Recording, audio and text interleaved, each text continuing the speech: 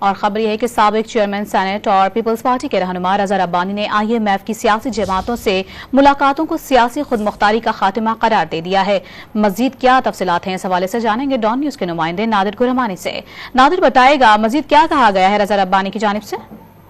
دیکھیں IMF کی جانب سے جو مختلف سیاسی جماعتوں کے ساتھ ملاقاتیں کی گئی ہیں، سابق چیئرمین سینٹ اور پیپلز پارٹی کے سینئر رہنما رضا ربانی نے ان پر اپنے تحفظات کا اظہار کرتے ہوئے ان ملاقاتوں کو سیاسی خود مختاری کا خاتمہ قرار دیا ہے۔